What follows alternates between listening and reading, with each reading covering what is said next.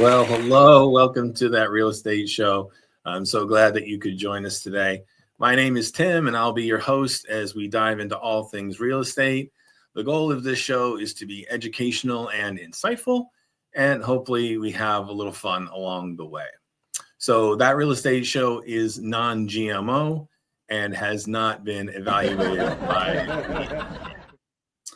So today's episode, we're going to talk about the home buying process in general. I wanted to focus specifically on the mortgage process, and I was going to have a special guest today, Nick Tarasovic from Lennox Mortgage Group. Unfortunately, at the last minute, he had a scheduling conflict, so he's not able to be with us today. But we are going to have him on the next episode, so I'm very excited for that. We're going to talk about AI, and because that's all the rage now, everything seems to be AI this and AI that, how that affects your mortgage process. There's lots of ways now to get pre-approved. So we're going to talk about that. And so that's going to be a good episode. So we're going to look forward to that next week. So what I'd like to talk about today, first I have some closing thoughts about Zillow that we talked about in the last episode. And it looks like this. So, I got this right from Facebook. Actually, I follow a guy named Chris Smith. He's like a motivational speaker. And I wish I had seen this right when I had done the last episode, because he pretty much said exactly what I wanted to say, probably in a little better way than I said it. So I wanted to share it with you because I thought it was really important just to kind of put a fine point on what we talked about and the point that I was trying to make. So Zillow is trying to connect you to an agent. Every listing on their site has a contact agent button. Every Zestimate says contact agent for details. Every saved search leads you to a connect with an agent button. So even Zillow knows you need professional help. So, and we talked about that in the last episode. They tried that and they were not successful trying to replace agents and doing it themselves. So, but I will say this is what Zillow is good for, because there are redeeming qualities to Zillow. So I want to kind of give them some kudos for the things that they do very well. And one of those things is browsing. So, like we talked about in the last episode, you can sit in the comfort of your own home, drink your coffee. You don't even have to get out of your pajamas. You can sit and see what's out there. And that is so important when you're starting your home buying process, is to know what houses are available. So you can see what's out there, get ideas, maybe things you hadn't even thought of. Oh, I would love a kitchen that looks like this, or I would love a backyard that looks like this one. So it helps you kind of get an idea and maybe dream a little bit. And helps you do research. It gives you neighborhood info, school ratings, general trends, things like that. So why that's important is because as a real estate agent, as a realtor, we're not really allowed to tell you things like crime statistics or how the school rates compared to other schools, or what, say, the ethnic background, the makeup of that neighborhood is. We can't tell you that kind of stuff. That would be, first of all, that would be a fair housing violation. And that would also be a code of ethics violation. So way back in the day, long before we had a realtor code of ethics and things like that, there was a practice called steering. And what that meant is agents would, or people who were helping people buy houses, they would steer them to specific locations. So that's why you see today, there are a lot of neighborhoods that are predominantly, African-American or Puerto Rican or Chinese. There's Chinatown in New York, for crying out loud, right? That's because back in the day, they were all kind of herded into the same area. That's called steering, and that's illegal. We can't do that. As much as I would love to be able to say, hey, you may not want to live in XYZ town because, they have a high crime rate, or their schools don't rate as high as other schools here in Connecticut. We can't say that. We just can't. So that's what Zillow is good for. Of course, there's lots of different websites you can go to. You can Google crime statistics. You can go to the local Board of Education and get information on school ratings there. Because some people, maybe they want to live in a very specific school district. They want their kids to go to whatever school, and they want to make sure that that house that they're looking to buy is in that school district, because then that might make, help them make a decision whether or not they actually make an offer on that house. So research is important. What I would always say to my clients is drive by the house. Get a sense of the neighborhood, drive a couple of blocks around. Is there a neighborhood corner store that's always really busy, that maybe there's people hanging out outside all the time? Maybe that makes you feel uncomfortable. Maybe you wouldn't want to live in that kind of neighborhood. Drive by on a Friday night. Is there, the house down the street, and there are a lot of cars there, and are they, playing loud music? That might be a consideration too. Maybe you want to live in a quieter neighborhood. These are the kind of things that realtors, we can't really advise you on, and we wouldn't be, even if we could, we wouldn't have that information. So there's something so very important about just driving the neighborhood and getting to know that area that would help you in your home search. And just getting started, figuring out what you even want before you spend hours and hours looking at houses that really just don't fit what you're looking for. So that's what Zillow is good for. You don't want to waste your time, and as a result, your agent's time, looking at houses that just don't fit your needs. If you're looking for a 3-bedroom, 2-bath ranch with at least a half an acre, then you're not going to spend time looking at condos. That just doesn't make any sense, right? So before you start booking appointments and spending time looking at houses that don't really fit what you're looking for, that would be why you would go on Zillow or Realtor.com or wherever to figure out what you want. So what Zillow is not good for, and we did talk a little bit about this stuff in the last episode, accurate pricing. Remember the joke that I made about the A in Zillow standing for accuracy. So, and it's funny, but it's true, because again, their Zestimate does not take into consideration all the different factors that go into creating a comparative market analysis for houses. Complete inventory. We talked about this, I believe, as well. 30% of listings never even hit Zillow. There's things like pocket listings and pre-market listings. A pocket listing would be something that is just in that particular brokerage. Maybe they someone comes to them and say, I want to list my house with you, but I don't want it all over the internet. So what they'll do is, they have this listing, and so it kind of is there in their pocket, so to speak. And, they'll send email blasts out. I get emails all the time from other agents to say, hey, I have a house coming on the market in 2 weeks. It's got this and that. It's this location. And, the seller is asking, X, as a listing price. And you may not ever see that on Zillow, because maybe that homeowner doesn't want that information to be made public. Maybe they're a private person. Maybe they don't want their neighbors to know how much they're selling their house for. They don't want their kids to know how much they're selling their house for, or whatever. So there's different reasons why you would not see a particular listing on Zillow. Making an offer. Zillow can't do that for you. They don't offer negotiation. There's no contract help. There's no closing coordination. So that's why every page on Zillow is trying to redirect you back to an agent. So here's the genius of Zillow. They figured out their lane, and that is, they're not the agent. They're the billboard. They're the vehicle that gets you to the agent. The problem is that people think that browsing Zillow equals doing the work. It's not. There might be things that you wouldn't know because it's not on Zillow, that your agent will find out for you. So say, for example, you would like to build a detached, in-law suite on the property because your parents maybe need to come live with you, or whatever the case may be. And maybe in the deed records, it says that, that kind of building is restricted. You wouldn't know that on Zillow, because Zillow is not going to get you that information, but that's what your agent's for. Your agent would go to the town hall, get the copy of the deed, or get the copy of the deed from the listing agent.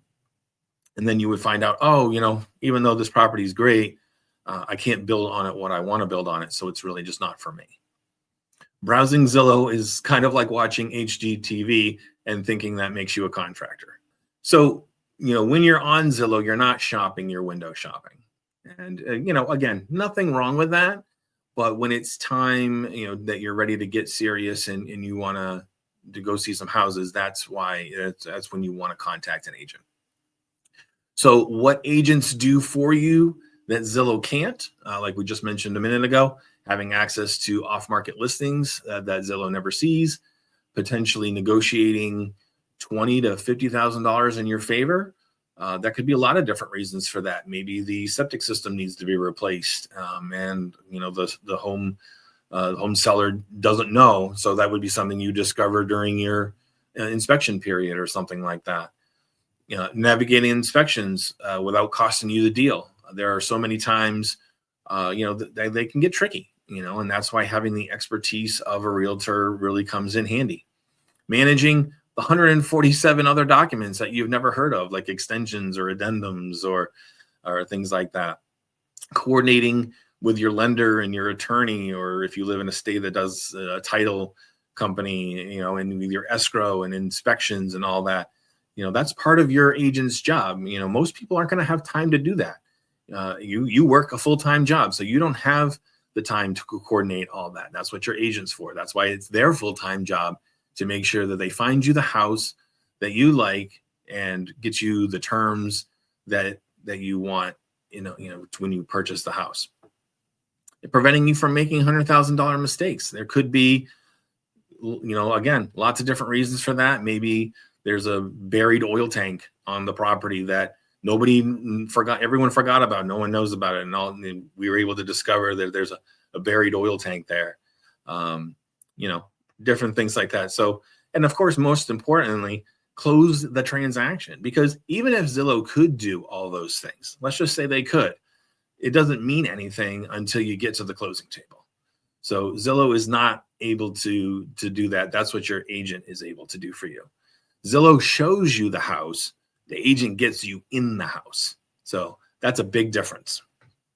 So just to put, again, just a fine point on what we had talked about last week, I wanted just to get that out there for you. So this week, our mortgage terminology is pre-approval letter. So this is a document from a lender stating that the lender is tentatively willing to lend you up to a certain loan amount. This document is not a guaranteed loan offer. It's usually good for about 90 days. And after that 90-day period, you either have to do it all over again, or they'll just do an extension if nothing's changed. So they'll look at different things. They'll ask you for copies of your pay stubs and your W-2s, maybe your tax returns for the last 2 years. They'll get your driver's license information and things like that. And then based on your debt to income ratio and things, they will come up with a number that they are, the bank is willing to lend you in order to purchase a house. So why is that so important? Because without that, you really just don't even know what your budget is. Because people will think they know what their budget is, but you may not know. So maybe your credit score is better than you think it is, or maybe your debt to income ratio is better than you think it is because of the way the lender calculates that. So you might end up looking at a house that is way below what you can actually afford, and you might be cheating yourself out of a nicer home.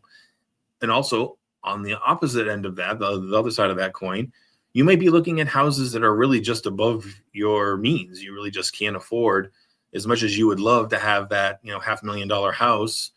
You just can't. It's just not realistic. So that's why having that pre-approval letter is so vitally important.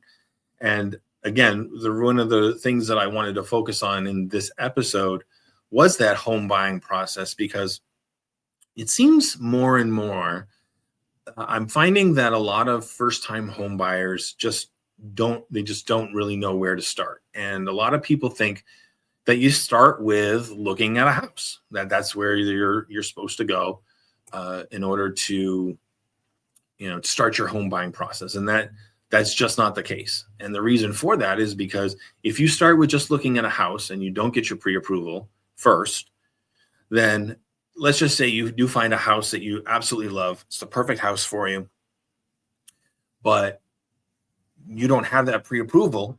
So when you get ready to make an offer, you have to get that pre-approval first, because the seller is going to want to make sure that you are what they call a ready, willing, and able buyer. So you are somebody who has the means in order to complete the transaction. So if you don't have that in place and you go see houses first, you may find a house that you absolutely love, but by the time you get that pre-approval, it's too late. Somebody else who did get their pre-approval first, they put in an offer before you could, and the seller accepted it. And that just creates kind of like this disappointment. And, part of our job as realtors is to manage expectations. We want to accurately convey really the whole process, what it takes, what to expect, and to help navigate and guide you through that process. What sometimes surprises me is I even see this with people who are not first-time home buyers, people who have owned a house before or even currently own a house. They think that they can just skip those steps and go right to looking at houses in person, and unfortunately that's just not the case. So with that, here are 6 steps to starting your home purchase. And a lot of times, sometimes you can combine some of these things. Some of these things you can tackle them all together. You'll notice that getting pre-approved is number 5 on the list, but I would actually say that should really be number 1 on the list. And part of that is going to be to set your budget. So with that pre-approval, that'll help you to understand how much home buying power you have. And like I said, you may be surprised. You may end up being able to afford more house than you think. And that might open up a whole new world of possibilities for you. Prioritizing your wants and your needs. Now, this is really important too, because when you start looking for a home, you're really going to want to sit down and make a list. Things that you absolutely have to have, so your needs, and things that you want. So a need might be, I need 3 bedrooms and I need at least 1.5 bathrooms. And, I need storage space. So I need something with a basement or an attic or an outbuilding where I can, safely store my stuff. A want might be, I'd love to live near water. I'd love to live near a lake or a river or something. But I don't have to have that. That's something I can live without. Certain styles of houses, maybe even so I would love to have a colonial, that's my favorite kind of house personally. I love colonials, but I can live with a Cape Cod. I don't have to have a colonial. So those kind of things are important because again, that's going to help determine what kind of houses are available to you. And that way you're not wasting time looking at houses that really just don't fit your needs. Deciding on location. Again, that's huge. Location. That's what they say in real estate, right? Everything's about location. So why is location so important? Because there's only one house built on that one spot on the whole planet. So knowing, if you know where you want to live, then that will help again to eliminate a lot of frustration by looking at houses that are not really where you want to be. Understanding the market, again, your realtor is a great resource for that. What's happening? And we do that here at the end of the show every week. We go and we look at market trends that are happening in different zip codes. Today, we're going to look at Middletown and we're going to look at Granby. So understanding what's happening in that local market will help you to determine, should you be super aggressive with your offer? Can you pull back a little bit? Can you maybe offer under asking? And again, that's what your realtor's for. Have that conversation with your realtor. Ask them these questions, and they have all the information at their fingertips. They'll be able to help guide you along that way. So getting pre-approved, as we mentioned already, and then finding a real estate agent. So I wouldn't even leave that at number 6. I would put that at probably number 2. If I were to reorder that slide right there, I would say getting pre-approved is number 1 and finding an agent is number 2, because your agent can help you with all the rest of those things. Let's go ahead and we will take a look at our market conditions for these locations. So we've got 06457, which is Middletown. And you can see here that they have 45 active listings, which is down just a little over 8% from October. 32 days median days on market, which again is that middle number. So between 1 and 10, the median number would be 5. You can see that that's actually up. So houses are staying on the market a little bit longer in Middletown by 10%. And there are 4 new listings in the last 5 days. The median list price for a house in Middletown is $385,000, which is up 10%.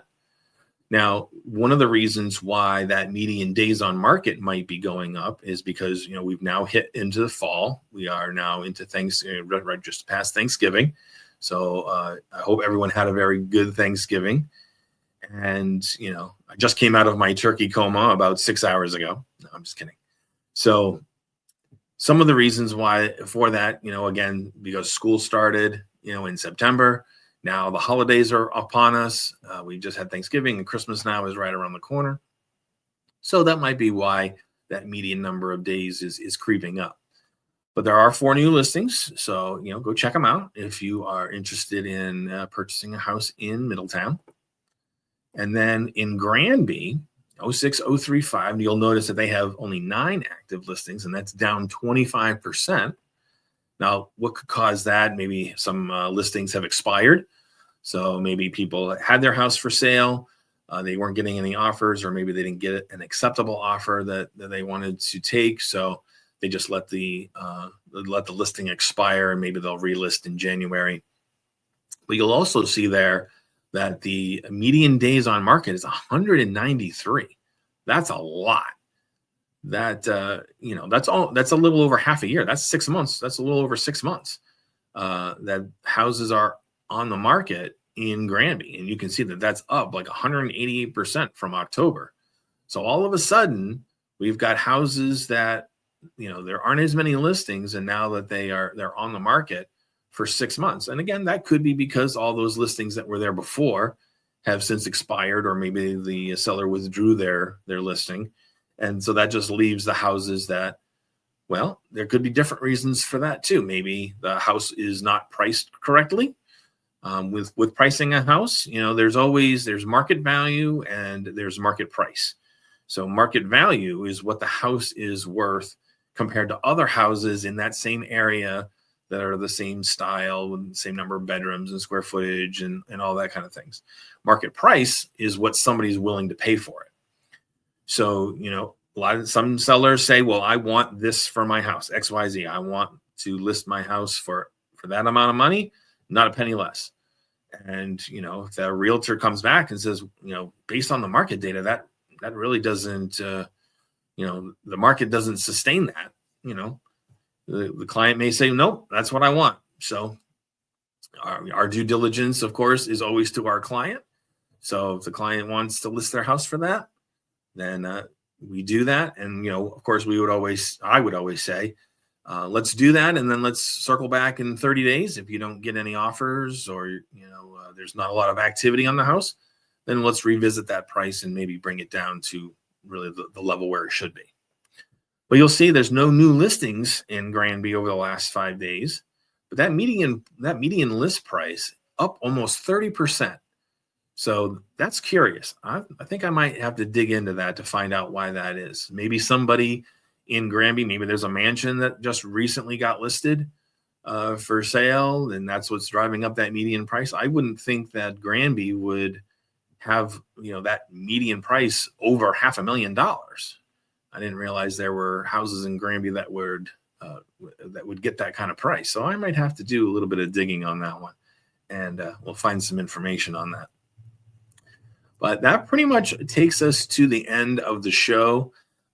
Thank you so much for watching. I really do appreciate it. If you're on Rumble or Facebook or YouTube, if you're listening to our podcast on Spotify, thank you so much for tuning in. I hope you're finding this information valuable. Please like and share, comment. My information has been scrolling across the bottom of the screen this whole time. If you want to send me an email, there it is, tim@oneteamct.com. You can reach me on my cell phone if you want to call or text if you have questions. If there's an area that you want me to focus on, if you'd like to get market analysis on your home. Maybe you're thinking that, the spring might be the right time for you to list your house.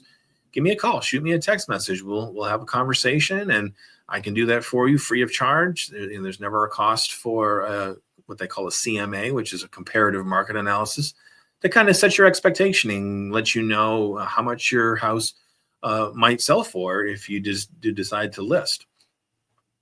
Again, if you have questions, comments, I'd love to hear them.